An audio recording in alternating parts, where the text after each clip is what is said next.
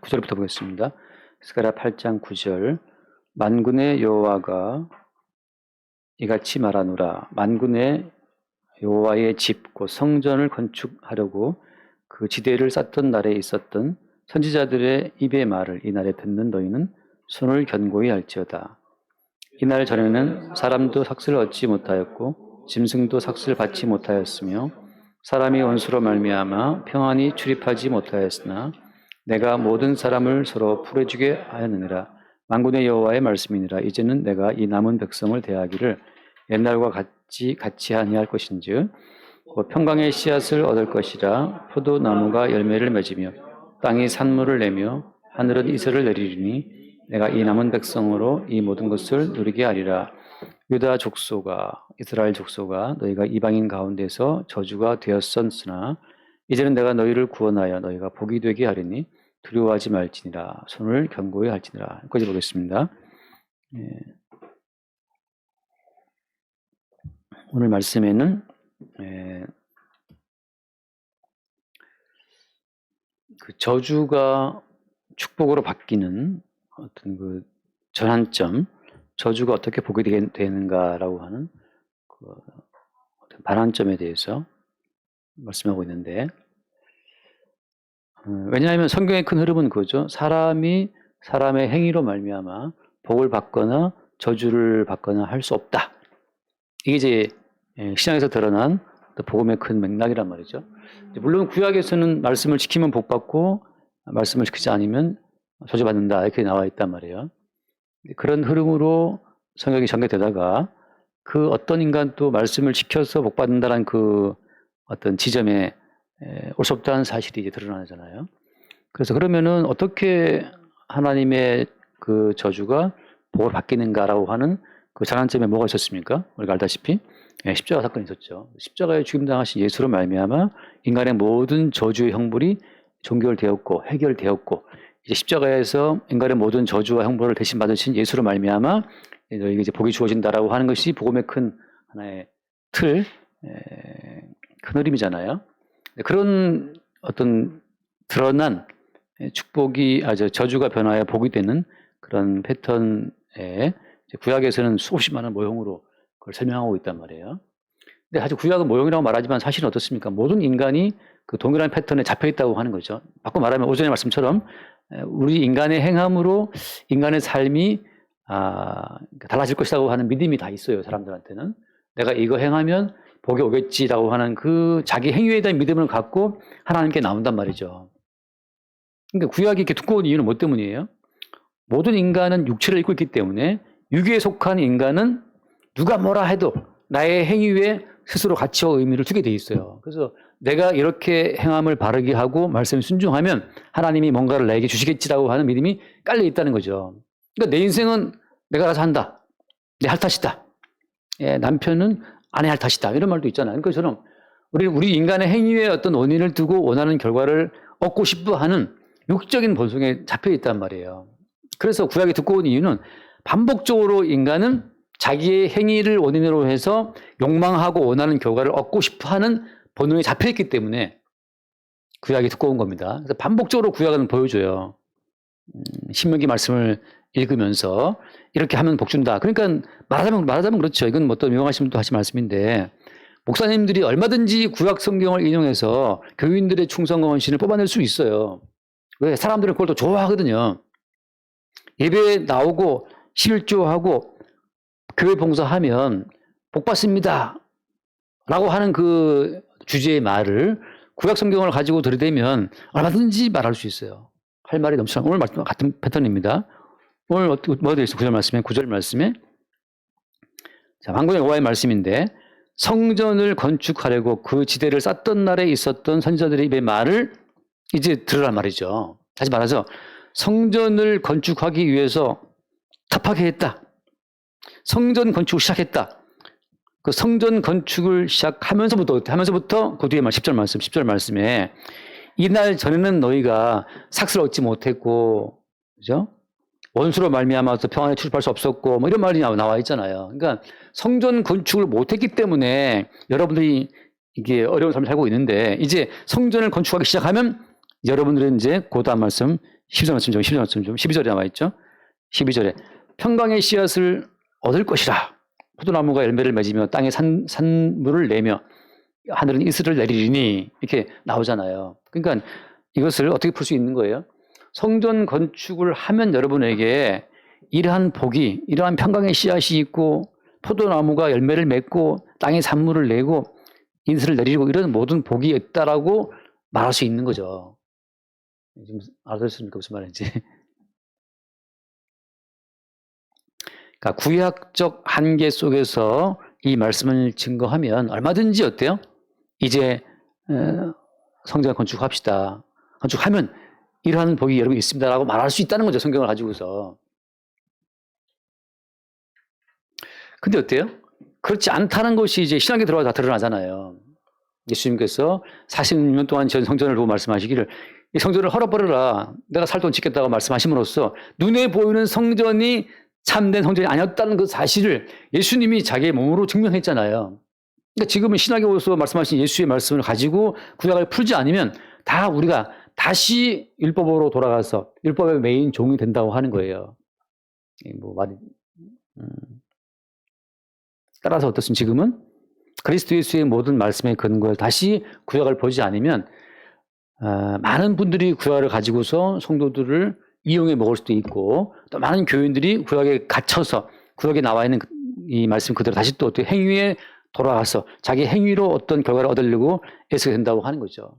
근데 생각해보세요. 사람이라는 건 다 자기 행함으로 결과를 얻고 싶은 마음이 있기 때문에 다 뭘 하라 그러면 다 좋아합니다. 다시 말해서 좋아한다기보다도 헌금을 몇 푼을 해도 어때요? 이거 함으로 인해서 내게 돌아올 복을 다 생각하고 사람들이 헌금을 하기를 좋아하고 교회를 나와도 아이 내가 오늘 아파도 교회 나가서 예배드리면 뭐 내 할 말 다 한 거겠지. 뭔가 뿌듯한 마음이 생기고 뭐든 자기 행위에 의해서 돌아올 어떤 그 뿌듯함과 의로움을 다 사람들은 생각하게 돼 있어요. 본능적으로. 그 인간의 본성이라고 하는 거죠. 그래서 그냥 주께서 우리를 자유케 했습니다. 자유하세요 이렇게 말해버리면 사람들은 그냥 자연이 싹 풀어지면서 어떤 그 의미를 못 누립니다. 의미를 못 찾아요. 그래서 근데 그냥 뺑뺑 돌리시 그냥 막 돌리고 뭐 시키고 그러면 사람들은 또 하고 막 사실 그렇게 한 걸 좋아하죠. 그럼 내가 여기 있으면 여기 옆에 수원집 할머니 그 놀러 오신 분들 중에서 권사님들이 또 많아요. 교회 분들. 근데 그 참 제가 안타까운 건 그분들이 와서 꼭 그 교회 요구를 해요. 이 할머니께서는 사실은 카톨릭 교인이신데 여기 옷고치러 와가지고 이제 우리 교회 목사님 어떻고 뭐 그 교회 권사들 막 욕을 하고 막 이야기를 하는데 내가 듣기에는 좀 참 바짝하게 민망합니다. 내가 속으로 생각할 때 그럼 교회 나가지 말든지 왜 여기 와서 엉뚱한 사람한테 교회 욕을 하고 앉아 있어 생각할 때 근데 그렇게 목사님 욕을 하면서 어때요? 목사님 우리 교회 또 뭐 특별 기도하는데 또 가야 돼. 피곤해 이러는데 또 가요 또. 예배당 뭐 수리하는데 또 돈 내려는데 막 하면서 돈을 또 내요 또. 그 왜 그러겠어요? 그렇게 헌금을 하고 교회를 나가면 뭔가 내게 돌아올 것이라고 하는 자기 행위로 돌아올 반대급부를 생각하고 있다니까요. 그게 인간의 천성이기 때문에 이걸 아는 사람들은 어때요? 인간에게 항상 행위를 하게 하고 그 행위에 대한 가치와 의미를 본인들이 걸 수 있다라고 사기를 치는 겁니다. 왜 사기라고 말하느냐. 가인이 농사한 걸 가지고 들었지 못하나니 가인이 농사한 결과를 주면 안 받잖아요. 안 받아요. 바꿔 말하면 너희들이 바친 그것이 뭐 건축 헌금이든 구직 헌금이든 너희들이 한 거 안 받는다. 안 받는다. 이게 성경에서 복음이 말하는 기본 하나의 큰 흐름이란 말이죠. 근데 어때요? 그럼 사람들이 어딘가 좀 이렇게 내고 싶은데 정말 내고 싶은 제가 오늘 그 TV를 보니까 시골의 할머니인데 이 할머니는 불교신자예요. 근데 꼭 부활절만 되면 교회에 가서 닭도 한 마리 들고 와서 교회에 바치고 헌금 봉투 꼭 이렇게 목사님께 그걸 바치고 와 부활절 헌금을 1년에 2번씩 간대. 부활절하고 성탄절에는 꼭 교회 가서 헌금을 내고 오는 거예요. 그래서 그 기자가 왜 당신은 불자인데 왜 교회에 가시는데 하고 싶다는 거지. 제가 볼 때 뭐냐 이게 보험 드는 거예요. 보험 드는 거예요. 불자지만 부처님께 들었지만 혹시라도 저 예수라는 양반이 삐지면 안 달려주러 가는 거죠 이렇게. 우리가 여당에도 바치고 내가 바치고 하는 것처럼, 보험 드는 것처럼 이게 다 바치는 거죠. 왜? 사람은 자기 행위로 뭔가를 했을 때 콩 심은 데 콩 나고 뭡니까 또? 판단자는 하잖아요. 그러니까 뭔가를 내가 심어두면 거기에다 결과가 올 거라고 다 굳게 믿고 있어요. 이건 인간의 본성이기 때문에 그 본성에 호소하면 사람들은 내는 거예요. 그러니까 그걸 아는 목사님들은 바치게 합니다. 어떻게 교회들이 또 어떻게 기다리고 있어요. 뭐 바치게 안 하나? 빨리 바치게 해야 나도 좀 바치고 좀 속이 좀 위로를 받고 기다릴 수 있는데, 목사가 바치지 말라 그러면 기분 나쁘죠. 그래서 가인이 아벨을 죽여버렸잖아요. 왜? 바쳤는데 하나님 안 받으니까. 하나님, 내가 드리는 걸 좀 받는 하나님을 나는 원한단 말이야, 이 여호와 하나님아. 내가 바치는 거 좀 받아줘, 좀 받아주고, 좀 받아 처먹고, 좀 날 좀 돌려달란 말이자. 이게 인간의 본성이라니까요. 저도 목사님 대화를 하는데, 옛날 그 목사님 아는 이제 형제 중에 하나가 굉장히 젊은 나이에 높은 지위에 올라갔나 봐요. 근데 이제 거기가 국가 산업을 다루는 데라서 그 예산이 엄청난 몇천 억씩 왔다 갔다 하는 그런 데 있었는데, 이 사람이 딱 아주 그 모가지 부분, 이 대가리는 아니지만 거기 중요한 자리에 있어가지고 있었는데, 이 사람이 기독교인이에요. 이 사람이 뇌물을 안 받는. 근데 이게 문제는 뭐냐면 계속해서 몇천억이 돌아가는 상태이기 때문에 수없이 많은 돈이 기름칠로 왔다 갔다 하는데, 여기 뇌물이 왔다 갔다 하는데, 이게 뇌물이 올라가다 결국 이제 그러니까 최고 책임자한테 올라가야 되는데, 그 책임자 밑에 있는 요 젊은 양반이 새로 딱 와갖고 뇌물도 안 맞는 거야. 아래서 올라온 뇌물이 이렇게 올라오다가 올라가야 되는데 마지막에 딱 걸려버리는 거죠. 무슨 말인지 알겠습니까, 지금? 사방에서 불편해하는 거예요. 아니, 왜, 이게 다 인사치레로 지금 바치는 건데, 이걸 좀 올려달라, 저 위에까지. 근데 그걸 딱 끊고 안 받아. 하지 마. 아래 사람들이 이게, 대리, 과장, 부장 다 이걸 조금씩 먹으면서 이렇게 올려줘야 되는데, 딱 스톱돼 버린 거예요. 투서가 들어가고 막 난리 나니까 나중에 이제 목사님이 그랬대요. 좀만 더 있으면 너 다니엘처럼 너 사적으로 들어갈 수 있다. 좀만 더 안 받고 버티면 너 다니엘 친구처럼 표현 들어갈 수 있으니까 아예 부서를 딴 데로 가라 말했죠. 결국은 그래서 그 친구 외국으로 나갔대요. 그러니까 국가에서 보내지 외국으로 나가서 아예 자리를 비운 거야. 그 밑에 수많은 사람들 숨통 돌리고, 야, 이제 살겠다. 저 나가버리는 거예요. 다시 또 돈 돌리고 뭐 돌리고 해서 쭉 또 돌아가는 거예요. 기름칠해갖고. 안 받아 처먹는 인간이 싫은 거예요. 하나님이라도 내가 바친 걸 좀 받아줘, 이 여호와 하나님아. 내가 바친 좀 받아 처먹고 돌려달란 말이야. 그것이 필요한 걸 좀. 이게 뇌물 바치는 그 마음으로 인간들이 주님을 섬기는 거예요. 하나님 그 가입을 안 맞잖아요. 자, 무슨 말 하고 싶은 거냐 하면, 모든 사람들은 복을 받고 싶기 때문에 복 받기 위해서 어딘가에 뭔가 인사치레를 해야 되는 걸 다 알아요, 사람들이. 근데 어때? 가만히 보니까 최고 높으신 분이 여호와 하나님이니까 하나님께 복 받고 싶은 마음으로 뭔가를 바쳐드리고 그분이 나에게 돌려줄 걸 기대하는 마음으로 왔다 갔다 그러는데, 예수라는 분이 와가지고 다 필요 없어, 안 받아. 하나님은 나만 받아. 예. 하나님은 나만 받는다. 내 이름으로 안 나가면 다 하나님 못 나가는 거야. 이거 어때요? 네 예수 뭔데? 예수 죽여버리는 거죠. 자, 오늘 말씀에 성전 지대를 쌓던 날에 너희들의 모든 저주가 휘다가닥 바뀌어가지고서 복이 된단 말이죠. 이 성전 지대를 쌓던 날에 복이 변화하여, 화가 변화하여 복이 되니까, 그럼 성전을 짓자, 이제부터. 이렇게. 성전을 지었는데 어떻게 됐어요? 성전을 열심히 지었는데 예수가 와서 한다는 말이 저거 헐어버려라. 성전을 지어서 저주가 변하여 복이 되었는데, 주님 와서 하실 말씀이 성전 헐어버려. 내가 살 동안에 지을게. 니들이 무슨 성전을 짓냐. 성전을 지음으로 니들이 어떤 헌신을 하고 공로를 이루어서 그걸 복받겠다는 그 생각 버려라 말이죠. 그거 아니라는 거죠. 예수님 자신이고 성전이시기 때문에. 그래서 오늘 말씀은 무슨 말인가 하면, 눈에 보이는 성전이 이제 의미 없어요. 그럼 어떻게 되겠습니까?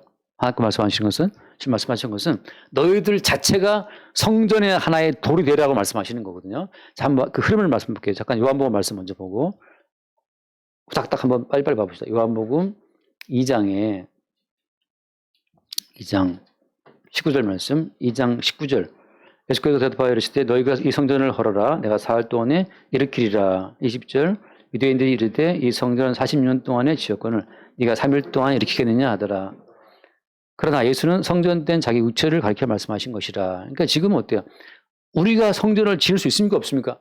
지을 수 없어요. 왜? 성전은 예수 그리스도의 육체이기 때문에. 이거 어떻게 지어요? 자, 그 다음에 그럼 이걸 끝이냐? 아니죠? 다시 이제 고린도전서 3장 또 아는 말씀이죠. 3장 16절 너희는 너희가 하나님의 성전인 것과 하나님의 성령이 너희 안에 계시는 것을 알지 못하느냐. 이제 십자가에 죽고 부활하신 주님이 다시 우리 가운데 오셔서 우리 몸 가운데 계시게 되면 어때요? 우리 몸이 뭐냐? 우리 몸이 성전이라고 하는 거죠. 우리의 몸이 성전인데 달리 성전이 질 것이 있어요? 없어요? 없는 거지 이제. 그럼 어떻게 우리 성전 될 것이냐? 다시 말씀 봐요. 베드로 에베소서부터 먼저 봅시다.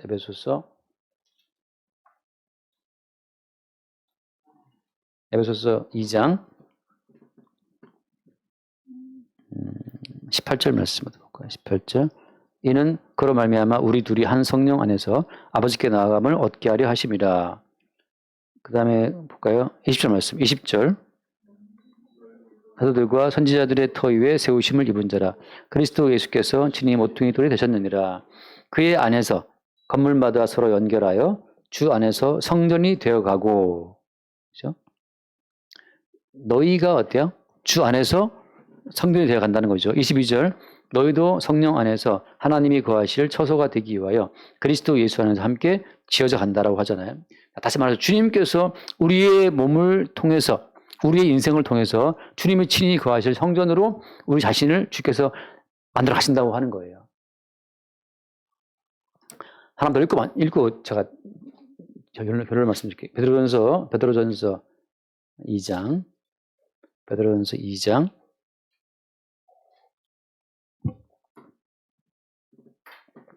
5절 말씀 볼까요? 5절. 4절부터 봅시다.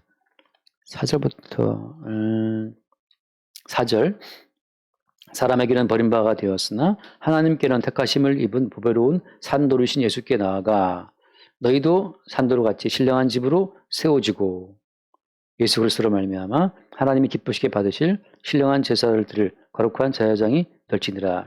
그래서 여기서 뭐라고 되어 있습니까? 너희도 산도로 같이 신령한 집으로 세워지고라고 되어 있잖아요. 그러니까 주님께서 지금 것은 무슨 작업하고 있는 거예요? 우리 자체를 주님이 거하시는 신령한 집으로 우리 자체를 세우고 있다고 하는 거죠. 자, 그러면 구체적으로 어떻게 주께서 우리의 몸을 주님의 신령한 집으로 세워가고 있는 겁니까? 그것만 말씀드리고 마칠게요. 잠깐 창세기 22장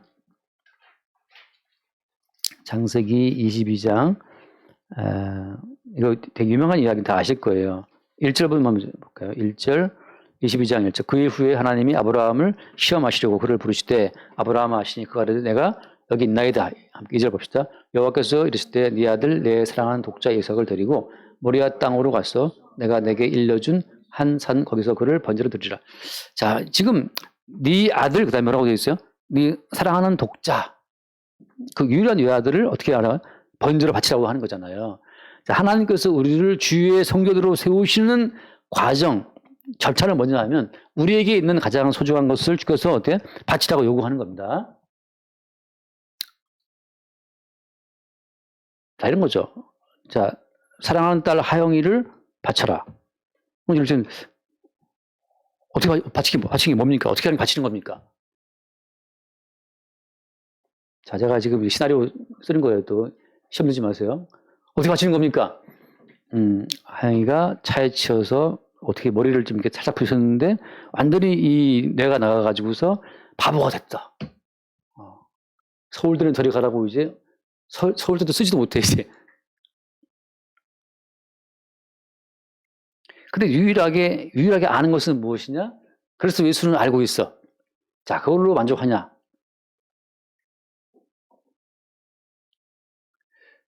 바치라라고 했잖아요. 쭉 갔어요. 그래서 근데 그 뒤에 말씀 봅시다. 그래가지고 예컨대 10절 봅시다. 10절. 손을 내밀어 칼을 잡고 그 아들을 잡으려 하니 11절 함께 봐요. 11절. 여호와의 사자가 하늘에서부터 그를 불러 이르시되 아브라함아 아브라함아 하시는지라 아브라함이 이르되 내가 여기 있나이다 하매 사자가 이르되 그 아이에게 네 손을 대지 말라. 아무 일도 그에게 하지 말라. 그러면서 어때요? 그 다음에 와요. 그 뒤에 말씀 13절. 아브라함의 눈을 들어 살펴본 즉 한 숫 양이 뒤에 있는데 뿔이 수풀에 걸려 있는지라 아브라함이 가서 그 숫 양을 가져다가 아들을 대신하여 번제로 드렸더라. 요거 독자를 바치라 했지 않습니까? 바치러 갔는데 어때요? 실제 아브라함은 자기 아들을 죽였어요? 안 죽였어요? 안 죽였고 어떻게 했습니까? 하나님이 준비해 주신 한 숫 양을 붙잡아다가 그 숫 양을 어떻게 했어요? 아들 대신 번제로 드렸잖아요. 이게 우리가 하나님의 성전으로 기능하게 되고 성전으로 세워지는 하나님의 작업이라고 하는 거예요. 다시 말해서 내게 있는 내 아들은 내 아들이 아니고 대신 죽임당한 저 숫 양으로 말미암아 얻게 된 아들이라고 하는 것으로 숫 양의 죽음을 거쳐서 돌려받는 아들, 내 아들이 죽어야 되는데 대신 죽인 숫 양으로 말미암아 돌려받은 그 아들, 그 숫 양의 작업이 숫 양의 그 희생이 우리 안에 살아있을 때 그것이 어때요? 주님 보시기에 성전이에요. 성전. 다시 말해서 우리의 내부에 어린 양의 희생이 반복적으로 기능할 때 우리 육체 가운데 어린 양의 죽음이 반복적으로 기능하고 있는 그 육체가 어때? 하나님 보시기에 무엇이다? 그게 템플, 그게 성전이라고 성전.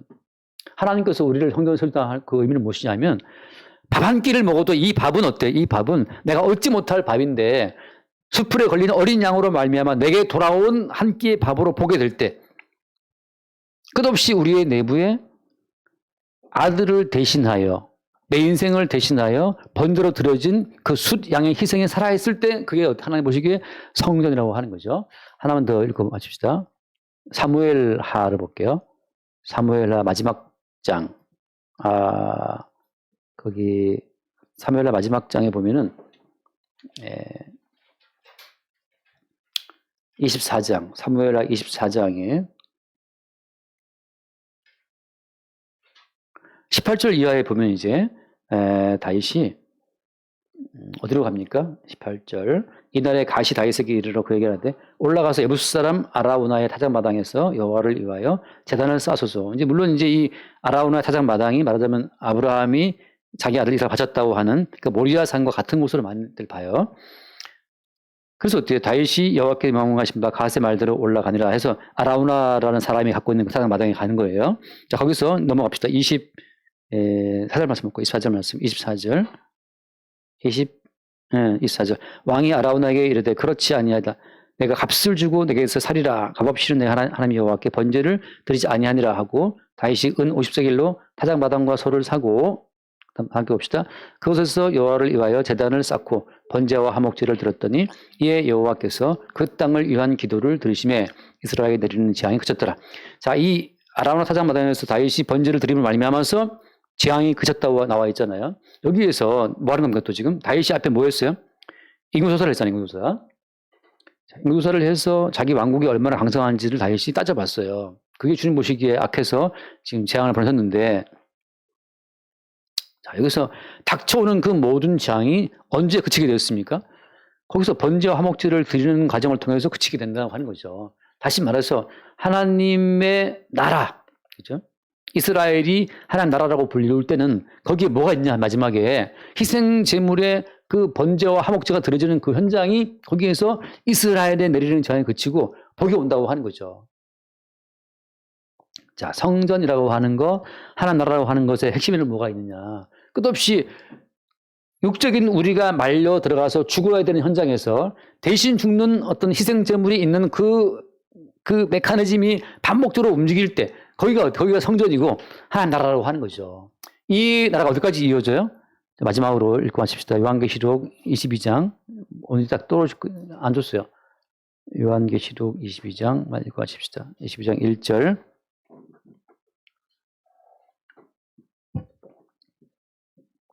도구가 수정같이 맑은 생명수의 강을 내게 보이니 하나님과 및 어린 양의 보좌로부터 나와서 자, 생명수의 강이 나오는 출처가 어디냐? 하나님과 어디에? 어린 양의 보좌. 어린 양과 보좌가 어울립니까? 어린 양은 죽임을 당하는 희생 제물을 말하는 건데 아브라함도 모리아 산에서 자기 아들을 죽이려고 그럴 때 아들 대신 준비된 그 숫양을 보고 숫양을 대신 바침으로 아들이 살아났잖아요. 다윗도 마찬가지로 다윗도 그 타작 마당에서 희생 제물을 바침으로 말미암아서 이스라엘 나라의 장이 그치고 복이 왔다는 말이죠. 다시 말해서 하나님 나라는 끝없이 어린 양으로부터, 어린 양의 희생으로부터 나온다고 하는. 다시 말해서 아까 말씀처럼 하나님께서 우리를 성전 삼으실 때는 거기에 뭐가 들어있다는 겁니까? 성전을 삼으실 때에는 거기에 어떤 기능이 살아있는 거예요? 이건 내 아들도 대신 죽은 어린 양으로 말미암아 얻은 아들이고, 내 딸도 대신 죽은 양으로 말미암아 얻은 내 딸이고, 내 남편, 내 아내, 내게 있는 돈 몇 푼, 그 모든 게 전부 다 어때요? 대신 죽인 어린 양으로 말미암아 얻게 된 희생 제물의 결과라는 사실을 보게 될 때, 그 끝없이 희생 제물의 죽음이 살아있는 희생 제물의 죽음이 반복되는 그 사건 속에서 주의 나라와 성전이 드러난다고 하는 거죠. 그게 하나님 나라라고 하는 거예요. 하나님 나라는 어떻습니까? 그냥 하나님과 어린 양의 보좌로부터 생수의 강이 나오는 거예요. 끝없이 내게 있는 모든 것이 그냥 걸어갈 수 있는 한 번의 건강도 대신 죽은 어린 양으로 말미암아 내게 주어진 선물이라는 것을 알 때 그 사람은 지금 성전으로서 기능을 발휘하고 있는 거고, 누구를 만나도 대신 죽은 어린 양으로 말미암아 얻은 내 딸입니다. 수론에서 얻은 내 딸이 아니고, 내 딸이 머리 좋은 거, 내 아들이 건강한 거, 내 남편이 튼튼한 거, 내 아내가 예쁜 거, 뭐 다 마찬가지예요. 모든 것이 다 대신 죽으신 어린 양으로 말미암아 내게 나온 하나의 선물로 고백할 때 그 사람은 지금 주의 성전으로 기능하고 있는 것이고 주의 나라의 한 백성으로 기능하고 있는 겁니다. 여러분 생각해 보세요. 아까 봤다시피 아브라함이 그 전에 양을 봤어요, 안 봤어요? 아브라함이 올라갈 때 딱 보니까 양이 있어. 아, 양이 여기 있네? 눈치가 있어. 눈치가 이제, 준비했구나. 이게 아니에요. 실제 아브라함은 초기능 상태에서 아들을 죽이려고 하는 그 상태에서 감추어진, 숯불 속에 주님이 감춰둔 양이기 때문에 우리 일상 가운데 어린이 안 보여요. 성령으로 말미암아, 이 아들도, 이 딸도, 이 남편도, 이 아내도 주님께서 숨겨놓았던 대신 죽으신 어린 양 예수의 희생으로 주신 선물이라는 그 사실은 은밀하게 비밀스럽게 우리 가운데 밝혀지는 겁니다.